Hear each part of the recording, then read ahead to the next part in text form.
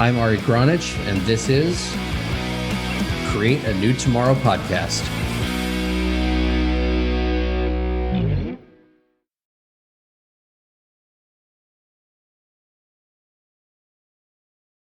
Welcome back to another episode of Create a New Tomorrow. I'm your host, Ari Gronich, and I have with me Greg Lawrence. And Greg is a psychedelic integration and transformational coach. He talks about clinical research, microdosing, the importance of preparation and integration.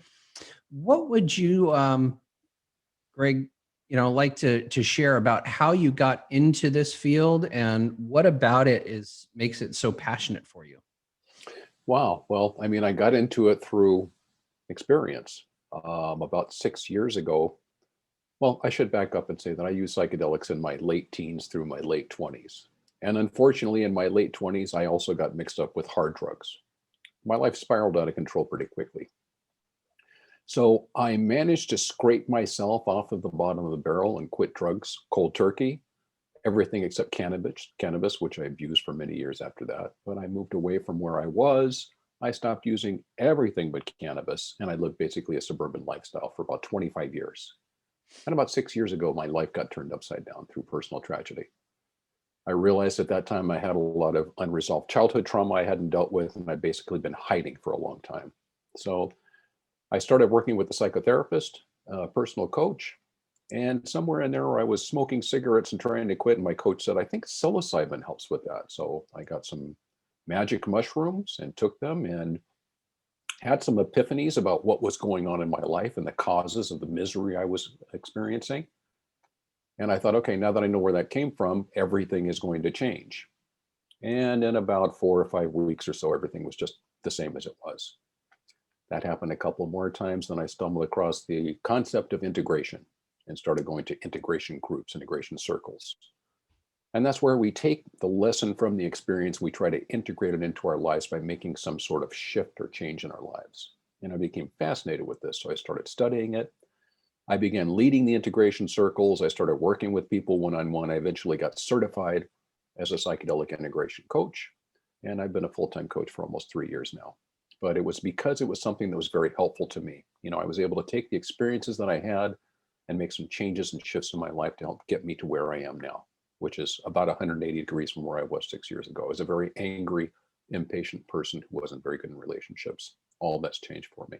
So it's a personal passion. And, it is my passion to help pass this on to other people. I think this can be life-changing. That's awesome. So, tell me, what's the difference between the recreational use of psilocybin or other psychedelics and the the therapy side of utilizing these medicines for taking care of emotional trauma and release and so on? Because like you, I was a child doing certain things, and I find that as an adult, those experiences are much richer and greater and create more of a permanent change for me.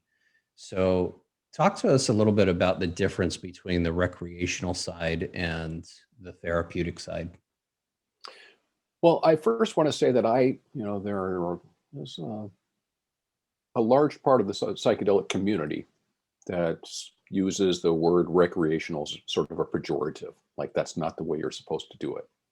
I don't believe that there should be any shoulds around psychedelic, and I realize I use the word should to say that, but once you are safe and responsible, which means that you are not bringing harm to yourself or another person, I think if you want to experience a museum, a movie, some movie or some food, another person's body, nature, whatever you want through the lens of a psychedelic, I think that that's fantastic. People should be free to explore their consciousness in the world in the way that they want.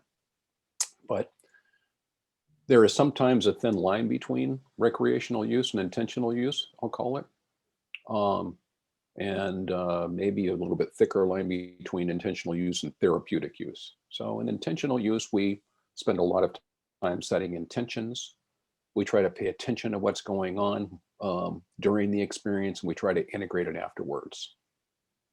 In therapeutic use, it might go a little bit deeper. We might actually use eye shades and headphones with carefully curated music.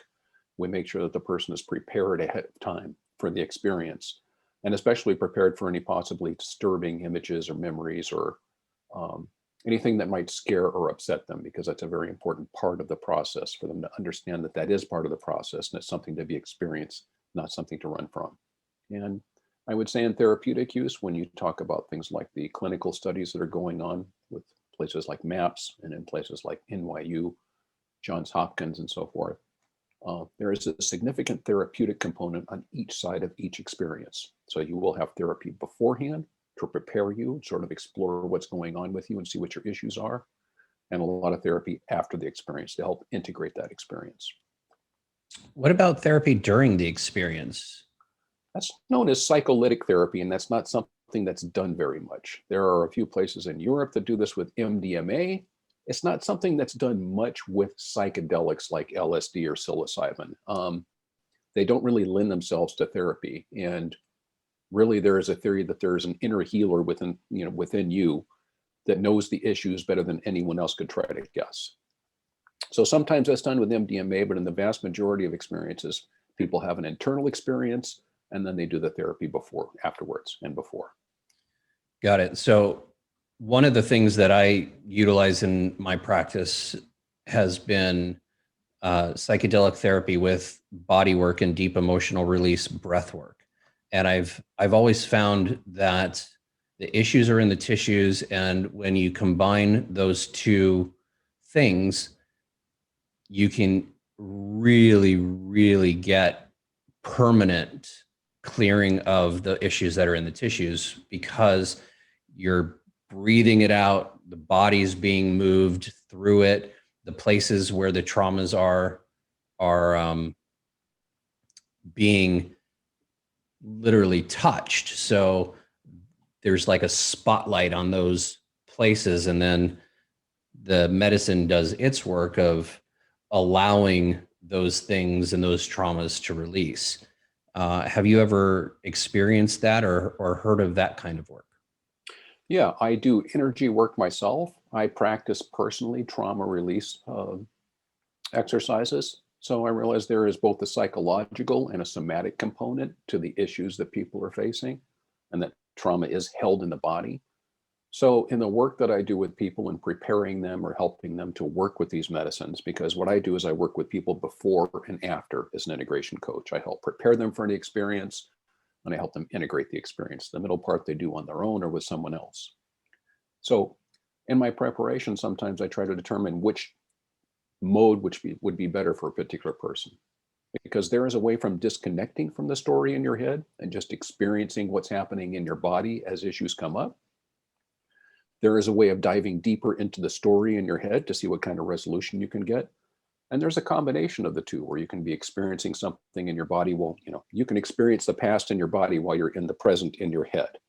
So all those can be very helpful.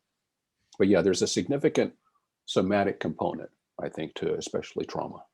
Absolutely. I think Burning Man was my first experience with psilocybin in a therapeutic healing, manner. And I think I was about 26, 27 at the time. And we had somebody who couldn't hear out of her ear since she was like 5 years old. And about a 2.5, 3 hour session, we were done. She could hear out of her ear. It was really fascinating. And that's what interested me originally in psilocybin and psychedelics as therapeutic healing tools. What about microdosing? And I know this is becoming, especially within like the Silicon Valley crowd, it's becoming a pretty regular thing to do microdosing of these things. What are the effects? What are the side effects, if any? What is it that you're experiencing with a microdose of a psychedelic? Well, I just first want to say that microdosing has exploded outside of Silicon Valley.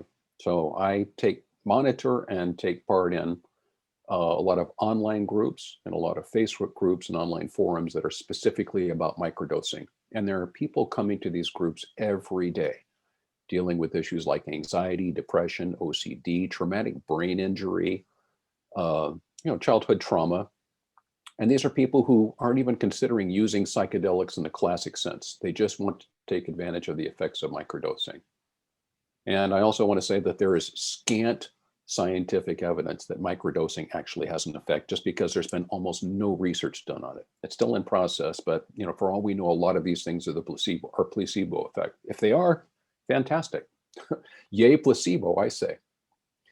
But microdosing is the consumption of sub-perceptual amounts of generally LSD or psilocybin. People microdose all kinds of substances, but we're generally talking about LSD or psilocybin when someone says microdosing. The effects are generally not felt, and that's kind of the idea. Psychedelics are sort of a cathartic experience. They do what therapy does. They bring the unconscious to the conscious. So difficult emotional and psychological material surfaces very gradually in therapy. And eventually we feel kind of crappy and we process these things and we feel our feelings and we get it out of us. Psychedelics want to do this very quickly. Microdosing does this very gradually in the background, so that's not too much for some people. It's very comparable to taking a nootropic or a smart drug, where you just feel kind of sharp, on, together. It's very easy to forget that you've microdosed when you're doing classic microdosing. You might just feel good. I'm just having a great day. And then, oh yeah, I did a microdose this morning. You might just feel good, better, or not as bad. Some people see pretty immediate relief from things like anxiety and depression, symptoms of OCD. And some people, conditions like bipolar are usually contraindications for using psychedelics. But people with bipolar disorder are microdosing and getting some benefit from it. I want to say that people with those disorders should use caution when they're microdosing. You should always do plenty of research and find out what the risks are. But so far as drugs go, physiologically, psilocybin is one of the safest substances you can take. I've seen a chart when they show the relative safety of different drugs based on things like emergency room visits and 911 calls. Psilocybin is at the bottom. It's underneath aspirin and tobacco. It's one of the safest things physiologically that you can take. So taking in minute quantities so far hasn't been shown to have any ill effects physiologically. Now, microdosing can do things like bring emotions close to the surface.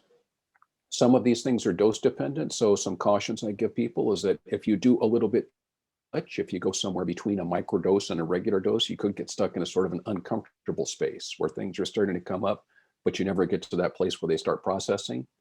So you can just be sort of jittery, anxious, nervous, sweaty, just uncomfortable in general. Emotions can be close to the surface. So in these forums, I regularly see people saying things like, I expected microdosing to be sort of calming to me, but I find that I'm very irritable. I'm crying for no reason. I'm angry at my children, having trouble controlling myself.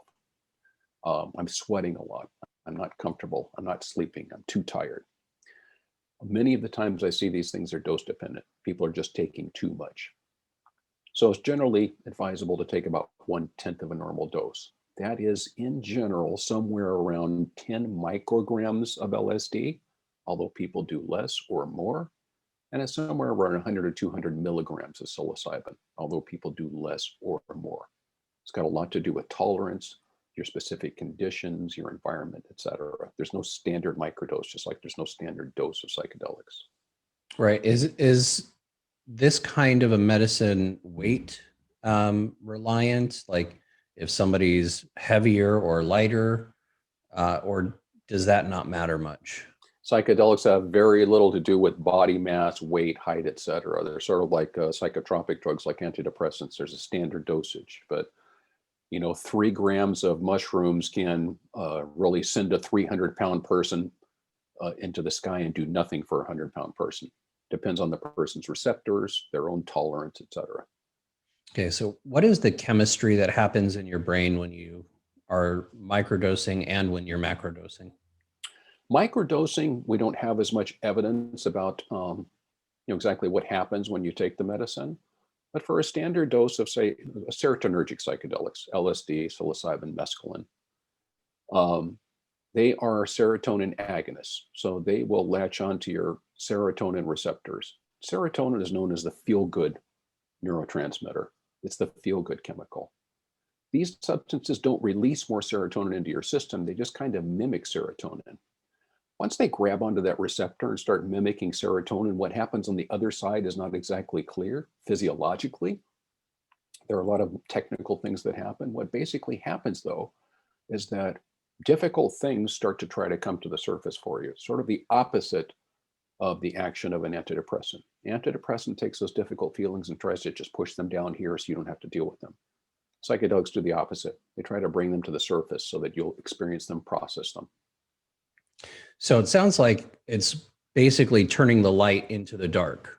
You know, like you put a flashlight in where you've been dark, and so all of a sudden you can see what is going on and spotlight it, correct? Yeah, psychedelics are what are called non-specific amplifiers of consciousness.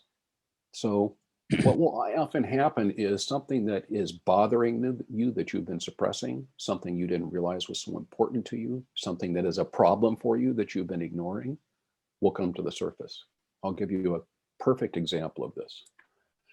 Young man who called me, he had had a difficult journey on mushrooms, and the following happened to him. He grew up in a small town in the Midwest, had the same friends all of his life, went through grade school all the way through high school with them. Good looking guy, very athletic, very popular, always had girlfriends, ton of friends. He said he never had to try too hard to do anything. The major he wanted to take in college was different than that of his friends, so he ended up going out of state where he knew nobody. Suddenly, the guy is 19 and he has no friends and no prospects and doesn't know what to do. He realizes, I've never had to make friends from scratch. They've just always been there. And he's kind of lonely and a little bit desperate. Luckily, he finds these three guys who are just great. He clicks with them immediately. They like to joke around with him. They include him as part of their gang.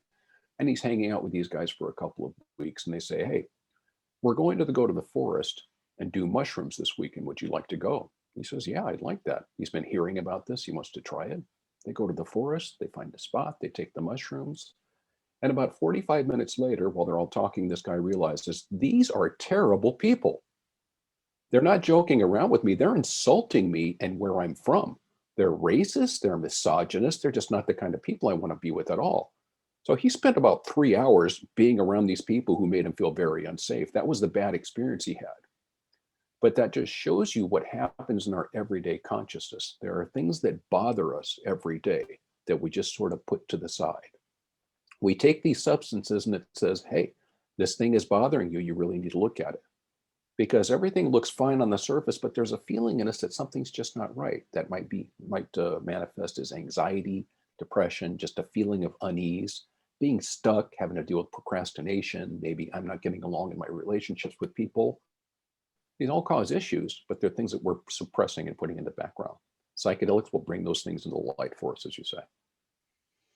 Awesome. So let's you're talking about college. So I have kids in college. They obviously have had experiences, the kids that I know, with psychedelics, with other kinds of things. But as a college student who is experimenting with their minds, what are the precautions other than, like, you kind of brought it up with making sure that the space and the people you're with are safe for you, but what are the other kinds of precautions that you would give to kids that are attempting to experiment with these things and may not really know the power of them? Yeah, firstly, I would say that although I am what I would consider to be a psychedelic advocate, psychedelics are not for everyone. So I would advise anyone to do their research and find out if they have any psychological, medical, or physical contraindications because they don't work for everyone. If they have any significant psychological issues, they might want to also look up a therapist in case anything difficult comes up so they can work that out with them afterwards. You definitely want to pay attention to set and setting. So set is my psychological set, how I'm feeling, how things are going for me, what kind of problems I might have right now. And setting is my physical setting, including the people around me. Now, I said psychedelics are amplifiers. If you are going to do psychedelics, if you're going to be around someone that you don't like, just be aware of the fact that that's going to be amplified for you, and that might make things very difficult. You should always be comfortable with the people who you're going to do psychedelics with if you're going to do them with other people. I would say that you should do them with at least a sitter if you have not experienced these substances before, in case you need assistance in some way. Kind of like And I a would, designated driver. I'm sorry, what? Kind of like a designated driver. Yeah, it should be someone who has experience with psychedelics, preferably, so that they understand what you're going through, who knows what to do and what not to do, because someone's having a difficult time, sometimes they should be talked through it and not down or out of it. Sometimes people have to process something. So telling someone that a difficult memory wasn't that bad is not what you should be doing when someone's going through that experience. Holding their hand, getting them some water, keeping them safe, all allowable things, but don't try to characterize their experience. But you just want someone who's going to be there in case you need help in some way. And I would also say that intention setting is very important. You don't go in trying to control the experience, but you do think at a very high level, what is it I'm trying to get from this experience? Where am I going? What am I wanting? Okay, so what you're saying, what I'm hearing is that you want to be really cognizant of what it is that you're doing and make sure you've researched enough, make sure that you have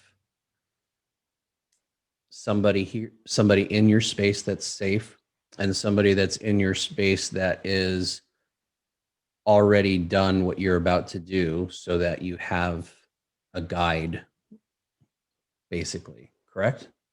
Yeah, rather than a guide, I would say someone just to be there to make sure that you're safe. Okay. So ayahuasca is a little bit different. You have to have kind of a guide, right?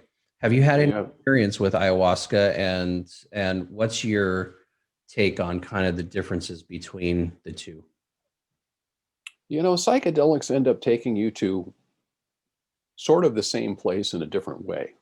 It's getting to the same location in a different vehicle. Ayahuasca can have a very heavy body load, meaning I feel it in my body. It often causes people to purge in one way or another. That may be through vomiting, diarrhea, sweating, crying, what have you. But ayahuasca can be a very difficult experience a very difficult substance to work with. But all the psychedelics can. Um, it's generally done, like you said, in a group setting under the supervision of a shaman or a facilitator. Shaman tends to be an indigenous person who has a lineage he's learned from. A facilitator is someone who's learned how to work with the medicine. Um, and there's generally live music played in the form of icaros. Those are songs that were written by ayahuasca for ayahuasca that have a lot of power, can help guide the music through your body or help get you through difficult situations. So, I mean, my cautions would be the same as they would with any other psychedelic. Make sure it's for you. And there are some physiological considerations with ayahuasca too. There are certain foods you shouldn't be eating and certain medications you can't be taking before you do ayahuasca. That should all be still given to you by a facilitator or shaman before you ever sit with the medicine. Right. But I guess what I was trying to get to was the chemical difference. I know ayahuasca is being used quite a lot in some places to get people clean off of heroin and opioids, and so I was just trying to draw out some of the chemical differences between what happens in your brain when with these different substances, because each one they take you to fairly the similar places. However, the chemical storm that happens in your brain might be a little bit shifted. Yeah, ayahuasca is a combination of DMT, a DMT containing plant, dimethyltryptamine, and an MAO inhibitor, because there's an enzyme in your body called monoamine oxidase, and that will kill certain things to keep it from getting into your body, including DMT. So when you take an MAO inhibitor, it allows the DMT to be metabolized by your body. So chemically, it's probably a little bit different, but how it works psychologically and what it does once you get in you is different for every person. We all have defenses built up against words. So if I don't think that I am deserving of love, literally everyone around me can tell me that I am, but it just doesn't get through. So psychedelics will do some very novel and unusual things with this. They might play games or simulations. They might make us feel a certain way, provoke emotions in us. They might show us stories or metaphors or myths of some kind. They may show us our own lives from a detached perspective, but they'll do a lot of things to get messages through to us that we wouldn't get otherwise. So what happens when you take a psychedelic of any kind is different for every person every time they take it. Absolutely. So let's go through some of the different psychedelics and what you might want to take each one for. Like there, I know this big trend in combo or frog medicine. You have peyote, mescaline, uh, LSD, MDMA, 2CB, the Alexander Shulgin um, medicines. So, what is it that each one, like if you were to have a menu item, you go into a restaurant and you have a menu and it, has all the different kinds, and then it would have a description on the thing that you might want to take this one for versus this one versus that one. Well, I don't like assigning a purpose, except that I will say that there is, you mentioned heroin and opioid addiction. So there's a substance called Ibogaine. This is the active ingredient in a root bark from West Africa called Iboga. It's an extremely powerful psychedelic. It may leave someone basically immobilized for 24 to 36 hours. It's very hard on the heart and the liver. People actually have to have an EKG and a liver panel done before they undergo this treatment. But Ibogaine has been shown to be very effective in addressing opioid and heroin addiction because it goes in and resets the receptors, and it sort of takes you through a journey that lets you see what happened to get you where you are. And it usually almost eliminates or completely eliminates any desire to do the substance once you come out.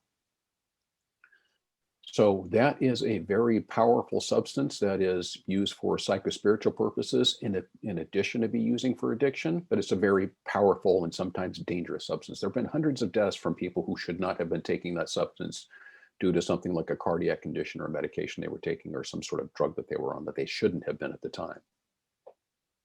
There is a substance called 5-MeO-DMT.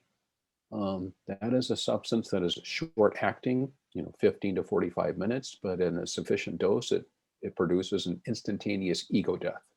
So the thing that makes me think that I am Greg and not a part of the universe sort of disappears for a while, and I become one with everything. There is also a danger sometimes of doing too much of that substance. People can become ungrounded, unbalanced, and need a lot of integration, a lot of care afterwards. Having your world sort of taken apart in front of you and then put back together can be difficult at times. I would say the facilitation is key in that. You should always work with a skilled, experienced facilitator when working with that substance. There is NN-DMT. That is another short-acting, rapid onset psychedelic that you take through vaporizing, through smoking basically, and works instantaneously for anywhere from 15 to 45 minutes, and is highly visual and psychedelic. People have reported things like talking to entities or into other universes, living other lifetimes. It's a very powerful substance. Then I would sort of stack in the classic psychedelics. Oh, excuse me, I should mention MDMA. MDMA is sort of methamphetamine, but it's an empathogen. It's a heart opener. It's what's being used in the studies for clinical treatment-resistant PTSD for veterans by MAPS, the Multidisciplinary Association for Scientific Studies. Excuse me, Psychedelic Studies. Sometimes when people have severe PTSD, it's hard for them to even talk about what happened to them without being thrown back into the event. Under the influence of MDMA, people are actually able to view their trauma with their fight or flight response down. It slows down the amygdala. It lets you see your trauma back then, and you hear and understand that that was then and this is now, and you're safe now. And helps people rapidly get to the point where they can start working with therapists on the issue once they've spoken about it. So let's say somebody, let's say somebody was, go ahead. Somebody had been sexually abused, right, when they were a child, and now they're experiencing relationship issues and things, and they feel like they've gotten over that experience. That doesn't necessarily trigger them. They can talk about it and so on and so forth, but then they still are having relationship issues. Is that something that might be of support for somebody who's experiencing that kind of a trauma over and over and over again in their minds? Well, I do want to point out that all of these studies, for instance, with MAPS, these are called MDMA. It's called MDMA assisted psychotherapy. So it's never a therapy assisted psychedelics, it's psychedelic assisted therapy. The therapy is a very important component. Someone with the kind of issues that you're describing might benefit from working with a coach or a psychotherapist, but certainly a substance like MDMA or a substance like a classic psychedelic, a LSD or a psilocybin, something like that, could be useful to someone if they're prepared to use it in an intentional way. And sometimes they don't even have to be prepared to use it in an intentional way. Sometimes things come to you in those experiences, but it's very important, once again, to integrate those experiences afterwards. I can be shown the exact moment when my trauma was born. That doesn't necessarily do anything for me to resolve that trauma. That doesn't fix the patterns that are resulting from that. So what does? Psychotherapy does. I work with a combination of, I'm not a therapist, I'm a coach, but I work with cognitive behavioral therapy, neurolinguistic programming, and a number of personal and spiritual development disciplines to help people break patterns, to make changes in their lives, to basically have choices. When something happens to us, we tend to dig a very deep neural pathway that says, this is what I'm going to do when this happens to me. I'm going this way. It just becomes automatic after a while. It's like putting on a seatbelt in the car. You don't think about it anymore. It's just what happens. What we have to do is use the same mechanism that dug that groove to dig another groove. So at least you have some choice sometimes, so that you are more mindful and aware of what you are doing, so that you have another choice besides the automatic choice that used to happen all the time. All right. So do we know if those neural pathways actually atrophy, or if the trauma neural pathway atrophies if you create the other, groove the other? One of the things that happens in the aftermath of a psychedelic experience is called neuroplasticity. That is the ability to easily form new neural pathways, new habits, patterns, new ways of thinking, being, and doing. So if you can take advantage of those and you start using those new neural pathways, yes, after a while, the other ones sort of fade and will sort of atrophy. They're not guaranteed to go away, but that is something that happens in that process. Gotcha. So do you think that I know you're an advocate, but let's say there's a lot of trauma obviously going on in the world right now. And, my personal belief is that if more people were to experiment with these kinds of ways of doing therapy, we'd have a lot less problems and a lot more understanding and love and care for our communities, because we'll have a much broader perspective. So I know it's starting to get a little more mainstream to legalize in some of the liberal states, but you know what what is what is the reason why we would want psychedelics to remain illegal? Because there's got to be at least one reason. And then what are the reasons that making them legal are going to be beneficial? And then the last part of that is, should the legality be therapeutic only, or should it be a combination of recreational and medical?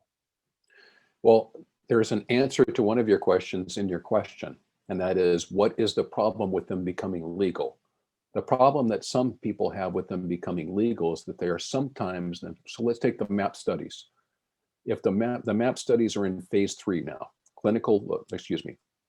using MDMA assisted therapy to treat treatment resistant PTSD. Now, if those studies go well in phase 3, this could be a prescribable treatment in 2021 or 2022. When that happens, that means that MDMA will be available by prescription in a very lengthy protocol that's probably going to cost somewhere between $15,000 and $20,000 per round of treatment. Okay, so now we have MDMA sort of in the public domain, but still not available to me. I'm a very strong believer in cognitive liberty. There is no truth to the assertion that psychedelics have no medical value that they are highly prone to abuse, and all the other reasons that were given to make them Schedule 1. They were made Schedule 1 for various reasons, but not for the reasons that were stated by the government. I personally believe one of the very big reasons they were taken out of the public domain is because people were walking off of the battlefield in Vietnam. And a country that is built on consumerism, a country that is built on capitalism, has to have an operating army and can't have people en masse saying, I'm not going to a foreign country to kill people for you. That's one reason they were taken out of the public domain. So I believe in cognitive liberty. I believe that these substances that do not harm me should be available to me with all the usual precautions and so forth. I mean, the things that I can go and buy right now from a store, I can buy alcohol as much as I would like to and drink myself into a stupor and kill myself with it. It's almost impossible to do that with psychedelics, but those are not available to me. So this is one problem that people have with legalization, is legalization sometimes leads to medicalization. I can get these through a doctor. I can get them through an authority. I can get them through an intermediary. Mushrooms grow in the ground. No one should be able to come between me and a substance that grows on the ground that helps me to explore my own consciousness. That's my belief. Okay. Next part of that question. Next part was, what is the problem with legalization, you asked? Right. But the medical versus recreational. So I'm asking, I get your belief, but I'm asking, what are the reasons to go against that belief that you have? What is the excuse? What is the reason for keeping that substance away? Is there a You want me to take the counter position? Yes, I do. Is there a danger of having a psychological break? This is some of the fears that people are having. So yes, I want you to take a contra position to your own position. The counter position is that psychedelics should be used with caution. They are not for everyone. Everyone is not going to be prepared to use them, and things like bad trips usually come from people who shouldn't be taking psychedelics, who have some sort of contraindication, who are not properly prepared for that experience. They can unbalance people, they can throw them into a state of unease, and they can bring up latent mental illness in people. Someone with dormant psychosis can have that activated by a psychedelic experience. So yes, there should be caution, education, and a big wrapper of harm reduction around these substances. So basically, what I'm hearing is that any of the reasons why you would not want to do something are for the reason of safety. And most of that safety can be alleviated with education. I believe that, but I also believe that there's nothing that's for everyone. So I hear memes like, all politicians need to take LSD or cops need to do ayahuasca or something like that. That's not how it works. These things are amplifiers of consciousness and of ego. So there are plenty of racists and nationalists who take psychedelics and it strengthens their worldview. It doesn't automatically fix everything for us. Someone has to want to heal, and they have to have a desire to change if you want them to change the use of these substances. They don't automatically change people for the better. There are plenty of people who have their egos strengthened through the use of psychedelics. So they're definitely not a panacea. They're not for everyone. They should not be used universally. Some people just aren't going to like the experience. Some people don't wish to be introspective. Some people like themselves the way they are and they don't want to change or feel that they need to. So these are for people who believe that they might work for them. Okay. So the next question becomes, what age should somebody start the process of experimenting? Because I know a lot of kids 16 should do, 14, 15, 16 in high school, they experiment, yet their brains are not fully developed yet. Is there damage that can be done for the young undeveloped brain, or is that just a thing that we can ignore as long as they have the education of what it's for? Well, I don't think it's a thing we can ignore when we're a society that already puts age limits on certain substances and certain activities. So I don't think we can just take something that is as potentially powerful as a psychedelic and take the brakes off of it. I think you're correct that brains are not fully formed until someone's in their early 20s. Now, I'm going against my own experience. I was doing psychedelics when I was 16, 17 years old. I believe I benefited from that. But since I've already done that, I don't have to approve of it anymore. No, actually, I would say that there's no definitive proof that there is harm to a person from doing psychedelics at a certain age, but there's no proof that there's not. We don't know what we don't know. So if I were to personally have to make the rules, I would say I would exercise caution in that area. Exactly where I draw that line is hard to say. Okay, so do you think that your early childhood use of the psychedelics was a gateway to the harder drugs that you started to take afterwards? No, I think that my trauma was a gateway to the harder drugs I started taking afterwards. It was probably one of the more sensible things that I did. The drugs that I did later on helped me escape from reality. Psychedelics helped to illuminate my reality. And for all I know, maybe the fact that I was doing psychedelics and becoming more aware of my issues and not working through them sort of tipped me into an area where I wanted to use other drugs. I have no idea. So, like I said, I want to play this out because the contrary and the reasons for are as important. Each thing is as important, right? So, one of the issues that people have with marijuana is they think that it's a gateway drug. I believe that trauma, as you said, is the gateway to all bad behavior in general. Trauma equals bad behavior, trauma this, trauma that. Trauma and needs really are the things that lead to the bad behavior or bad results. So that's where the question comes in is I want both sides of the subject to be illuminated so that if people decide I don't want this show to be a deciding factor for them to either try or not try, right? I want them to have as much information as possible. But let me ask you this question because we're going through this amazing year and I believe that there's a lot of suicides that are happening, a lot of domestic violence that's happening, a lot of alcohol abuse that's happening during this quarantining and isolating. And I believe that psychedelics would help people who are faced with this isolation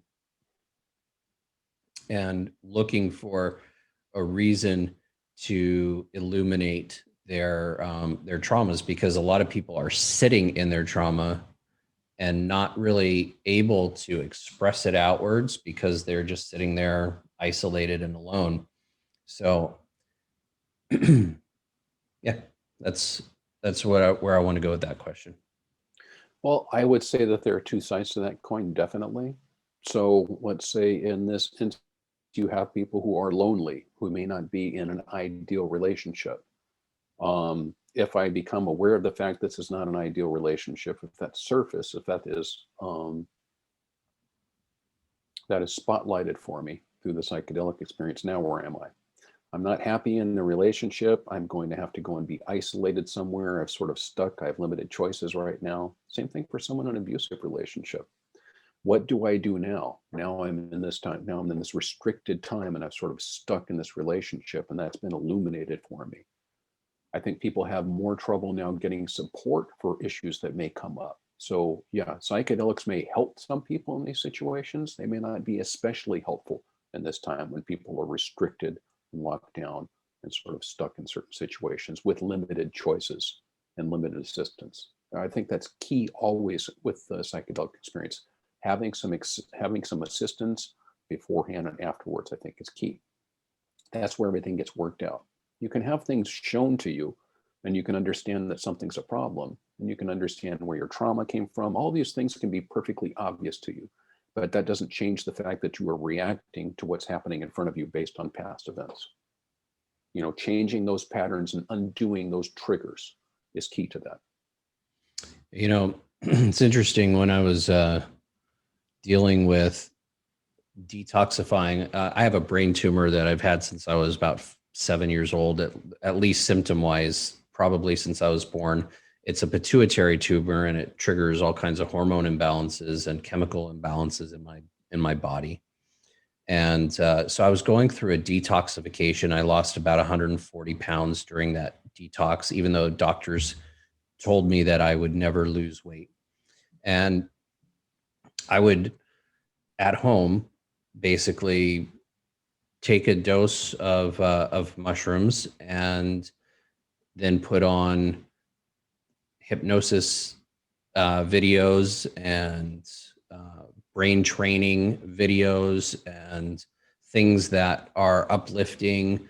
I'd listen to Jim Rohn and Les Brown and Tony Robbins while I was in those situations, and then I would have whatever explosion in a mirror that I would have for 2 or 3 hours of crying and staring in the mirror, and then I'd go back to, okay, let me integrate that a little bit more.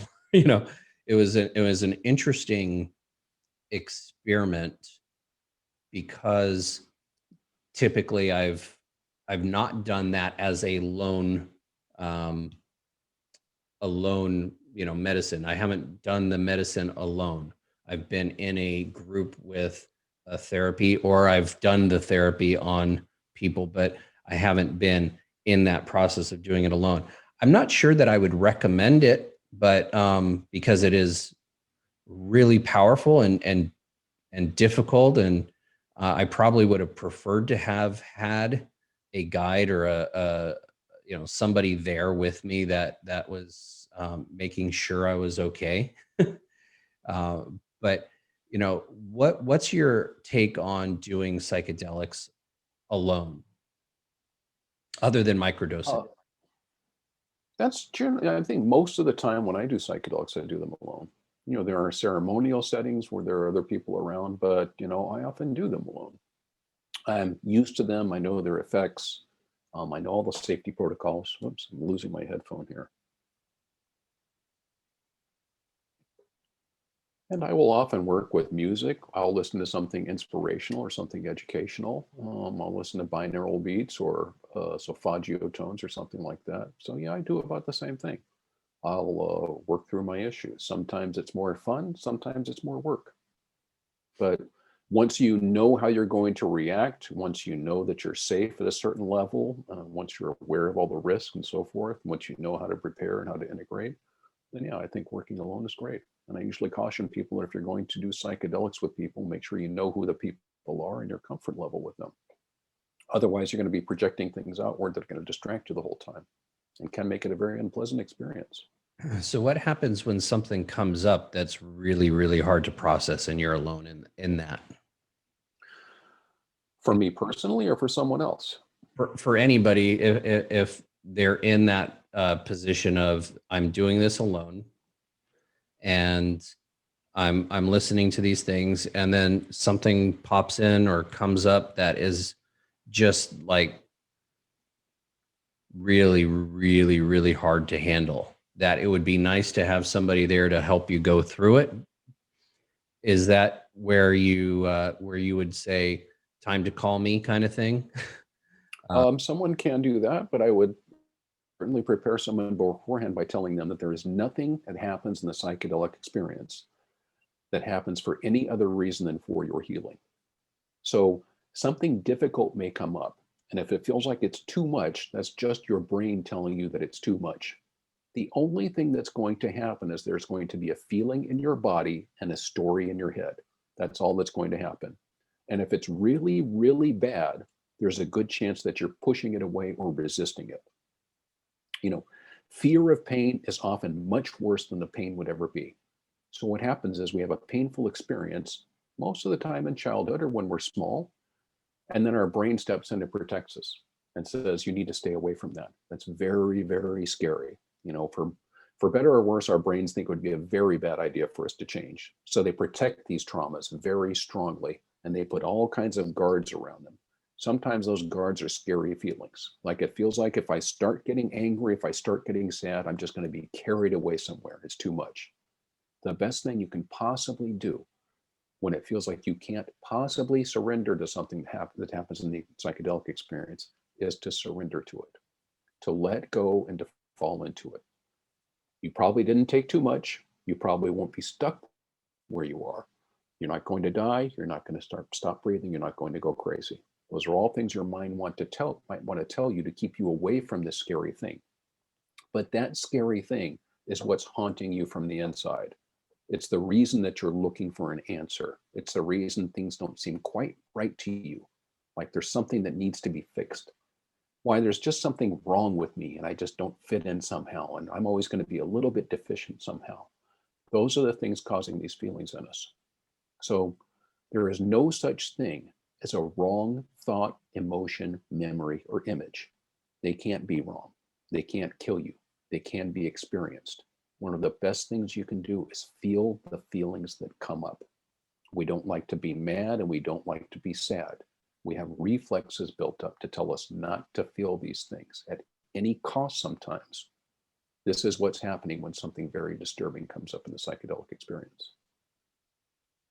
So are there any good techniques? So say somebody is alone and in their journey and something comes up. Are there any techniques that they can do in order to calm that down or express it more so that it can be integrated and released? Or is that just an after session kind of thing? No, I think beforehand, one of the best things you can do is to build a strong mindfulness meditation practice where you are observing what is happening in your body and in your head while it's happening, while not being attached to it. Build up a strong practice like this, and pretty soon you can be watching the changes and shifts and emotions of all kinds that happen to you without guarding against them or thinking there's something wrong with them. This in the psychedelic experience can be valuable because then you can observe a feeling of terror in your body and realize it's just a feeling in your body. That's all that emotions are. Emotions are stories tied to feelings in our bodies. So if I can get to a place of just experiencing what's going into my body and realizing there's a story in my head and that I don't have to climb into that thought, it can be there and it can be okay, but I don't have to be that thought in the moment. That can be very helpful. Save that, I would say, breathe deeply and relax and realize that you're going to be okay. This is happening for you. It's happening for a reason, and you're going to be okay. You're actually resolving something from the past. Breathe deeply and relax, and remember that you're going to be okay, and this is going to be over soon. You know, it's like you're going through a tunnel. It may seem dark, but there's light just up ahead. Just hang on. You'll be fine. Awesome. So in conclusion, what are the things, like the top 5 things that you want people to get about this medicine or these medicines and how they can be used for your good?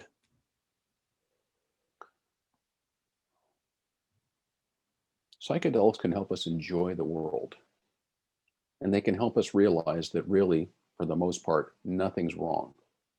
What's wrong is the way that we are thinking about things in our head. I mean, that's a common occurrence that people have. It's one of the deepest experiences I ever had, was realizing at a very deep level that right now nothing's wrong. I might feel like I need to do something or something needs to change or something needs to be adjusted, but that's just something that I have the impression of. That's something that happens in me, but right now nothing's wrong. So they can help us with things like radical acceptance, with realizing that right now, no matter how I feel, the feeling is okay. The problem is when I say, oh shit, I feel that way. Having anxiety is not a big deal, but as soon as I say, oh my God, how do I get rid of this anxiety? Now I have a problem because I'm not feeling the anxiety. I'm not processing my feelings. I'm compounding these. I'm creating a neurosis. I'm making levels here. So I try to accept the anxiety. If I can't, maybe I think there's a problem. I think maybe I can accept the fact that there's a problem with the anxiety. If I can't accept that, maybe I can accept the fact that I can't accept that. It's a process. People should be prepared when they start to work with psychedelics, and they should be prepared to work with the material that comes up afterwards. Now, I tend to overcaution about these things. Someone might listen to me and say, oh my God, I'm going to have all this psychological material come up. It's going to be difficult. It's going to be scared, and then have the most beautiful experience of their life. That's also an option. I'm just here to caution because I think people are under cautioned and they hear things like there's no such thing as a bad trip. So I want them to understand that if this happens during your journey, It's not a mistake. It's one of the things that happens. It's a feature, not a bug. With microdosing, I'd like people to know that a lot of the side effects or unpleasant effects that they feel are sometimes dose dependent. So maybe look at your dose. There's a lot of misinformation online about taking as much as you can, or you're supposed to work through your anxiety, or do some sort of breathing, or listen to binaural beats till you calm down. But really, you don't have to feel that way. You don't have to feel the dose. Microdosing is in the background. Societal effects. So what do you think that the benefit to society itself is when people begin to experiment more and heal their traumas more from using psychedelics? Well, I think it's very much like when people start down a path of personal or spiritual development. So there are two theories, I think you could say, about when people start down that path. One is that I have 57 problems, and next week I have 52. In a few weeks I have 48, and then I have 37, and pretty soon I have 28 problems, and nothing outside of me has changed. All that's changed is my perception of what is a problem, what I'm making a problem out of. The other theory is that I still have those 57 problems. It's just not a problem that I have them anymore. But I would say the societal effect is that I stop perceiving that I have so many problems. Ram Dass said, the only thing that I can do for you is work on myself. The only thing that you can do for me is work on yourself. So when I have less problems and you have less problems, there are two things that happen. The first thing is that there are less problems in the world. Now you and I each have, you have 28 and I have 35, but there's not 114 anymore. So there are less problems in the world. The other thing that happens is now I know what kind of things I might want to address, because if I have 57 problems and I go out trying to solve all of those, I'm trying to solve phantom problems in there somewhere. I'm trying to solve something that just seems like a problem to me. The more I can cut that down, the more I can focus on what might be real problems outside of myself, what kind of things I might want to see change, what kind of things I might want to contribute to, what kind of world I want to see. That's the societal effect, I believe, the major one. Very cool. Very cool. So at the end of my interviews, I always ask the same question, and that's 3 to 4 tips, tricks, actionable steps that somebody can take immediately to create a new tomorrow today for themselves and activate their vision for a better world. There are two that I would give. One is to be more mindful whenever possible. So think about what you are doing as much as possible and don't be on autopilot. Move the trash can, put your keys in a different place, park your car somewhere else, take a different route when you go to the store, do anything you can to wake yourself up. Brush your teeth with your non-dominant hand. Change your habits. Stop doing things the same way you've always done them, because it has you on autopilot and you are responding to your environment in a particular way rather than thinking about what you're doing. The second is to cultivate an understanding of the fact that it's okay to feel your feelings, that there is no such thing as a wrong thought or emotion. There is no such thing as a wrong thought or emotion. You don't have to act on them. But the fact that you're angry at someone, the fact that you feel hatred towards someone, the fact that you are ashamed of something, all of those things are perfectly welcome and they will resolve themselves. Trying not to resolve them is what keeps them in us and keeps us tied up. So learning to be mindful, feeling our feelings, and tying both of those things together, a good mindfulness meditation practice would be very helpful. That's awesome. Yeah, sometimes I'll play ping pong left-handed just to shift my energy, especially when I get I do that with tennis also. Just when I get stuck in that rut, of playing, and I'm all of a sudden I'm in this perpetual motion of not doing what I know to do. I'll switch just to reset myself. So I love that. I also like, writing with both hands at the same time, or just switching hands to write with the opposite hand. Works the other side of your brain. And those are all very good things. And I never thought of really trying to do that while in a psychedelic journey. But that might be an interesting experiment as well, is switching hands while in the journey, because that would trigger that other side of the brain that's maybe been non-active or less active or deactivated. So Good point. that'd be an interesting experiment as well. Switch sides and see how well you write with the opposite side, while in that space, because may become natural for you. I'd never thought of that. I definitely write better when I'm on psychedelics for some reason. My writing's more legible. Is it? Yeah. Yeah. I have doctor writing, so Yeah. for the most part.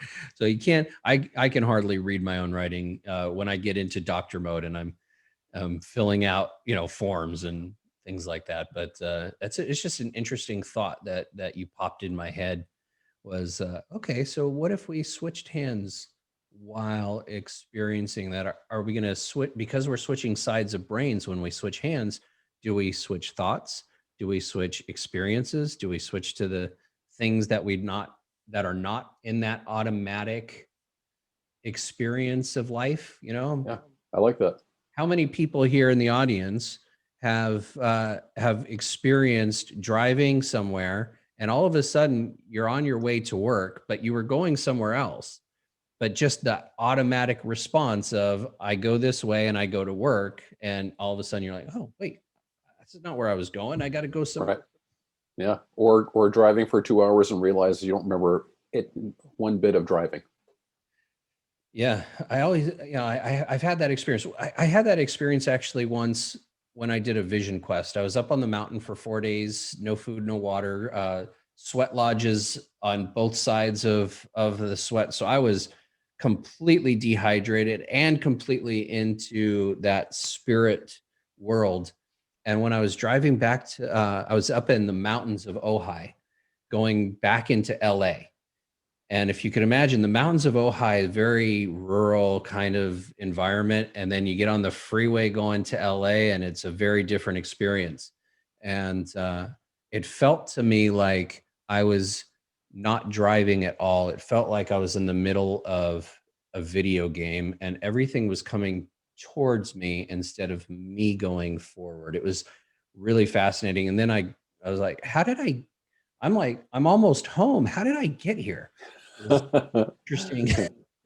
Interesting experience, but yeah, I like it. Well, thank you, so much for being on, Greg. Is there anything, if anybody wants to get a hold of you, how do they get a hold of you? If they want to experience or just learn more about this adventure of plant medicines? And you can find me at psychedelicintegrationspecialist.com, and on Facebook, I'm Psychedelic Integration Specialist. And you can always reach me at greg@psychedelicintegrationspecialist.com. It's a lot of typing, but it works. Awesome. Thank you so much for being here. I really appreciate you coming on. And, this is a controversial subject, and it's not something that I actually took lightly when I decided to invite Greg on. I wanted to give you a perspective of what's possible in the world when we stop closing our minds and start opening them up to those possibilities, and very cautiously and very safely and with a lot of education and research. And I